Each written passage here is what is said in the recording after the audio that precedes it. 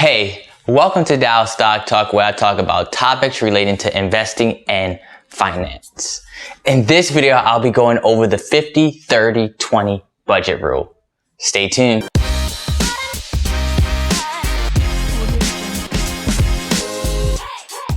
Okay, so we have the 50-30-20 budget rule. And the first part, I'm just going to be going over generally the 50-30-20 rule and the categories that will fall inside of it. The second part, I'm going to actually use an actual example.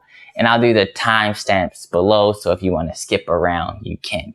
And before we get started, make sure you smash the like button because it helps the YouTube algorithm. It helps YouTube know that it is quality content and helps my video reach a broader audience. So 50-30-20. 50%, I think the goal is to get your needs down to 50%. For some people it may be unrealistic or not, but I think that's just kind of like a rule of thumb. It's like a sweet point. The 20%, you at least want the 20% to be in the savings category. I'll go into a little details a little later. And for your wants, that would then give you 30% that can go to your wants. Now for your needs, these are some of the things that would qualify under your needs. You have housing, food, basic utilities, transportation, insurance, childcare. So all of those things will go under your needs. And when I said minimum debt payment, I'm talking about the lowest amount you have to pay without, I guess, you get into any legal trouble. And when we say food, we're talking about groceries, not chips, cookies, and your Apple Music, and like the fancy phones. That would kind of go under one. The actual, you paying the actual phone bill to use the service would be a need. But yeah, some people, they get a little between needs and wants. The vision seems to be a little cloudy there. But now for the wants, you have monthly subscriptions, your Netflix, your Hulu, traveling, non-essentials, and your daily habits, whether you get some Starbucks, a cup of coffee, you go to Walmart, buy things with Amazon, all that stuff. And then for your savings, that's when you will have the additional payoff, emergency funds, and earning interest on your money, whether it's 401k or other investments or anything like that.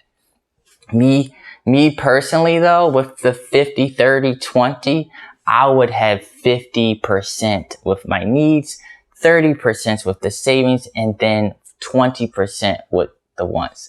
But that's just me personally. So that was pretty much it for the first part. Now for the second part, let's use a practical example. So I tried to use real numbers to kind of give you an indication. Before I start throwing out these numbers, I just want to let you know that they have a calculator where that kind of does all the math for you. So you just kind of have to know how much it is after tax, and if you would add how much you contribute and the amount you pay for health insurance. And that amount, you just enter it in, and then they give you all the numbers. They also give you the criteria of what they would classify under needs, wants, and savings. I have provided some links below, or you can just do a quick Google search, 50-30-20 calculator, and they can provide all of that. But just for this case, I used $3,500 after tax. Now, for the needs, that will leave you with $1,750 to get between the housing, food, basic necessities, transportation, insurance, and childcare. For your wants, that will leave you with $1,050 to go with your monthly subscriptions, your entertainment, your travel, daily habits, all of that. And then it will give you the $700 for your emergency funds, 401k, pay off all that other stuff, pay off debt, and all the other investments. Now, in this case, I guess it would depend on whether this is realistic or not, especially the area you live in, probably also the amount of kids that you end up having, or if you also have a spouse, so it would just be just your share or their share. But just like looking at this, if you did live by yourself and you had a kid, especially in the DC, California area, this probably would be not realistic, not unless you live very frugal. So in that case, you could, just adjust it, maybe 70% needs and knock your wants down to 10%. And then for your savings, keep that at 20%. So if you did that, the numbers would end up switching to roughly $2,450 for your needs. And then for your wants would take you all the way down to $350. So I think that was the actual goal. So everyone's situation is different, like I said before, but the goal is to try to get your needs, even if you have to downsize to the 50%, that's like a little sweet spot. Your wants, then that kind of gives you, that is always subjective to your savings, but at least you want that 20% in the savings category.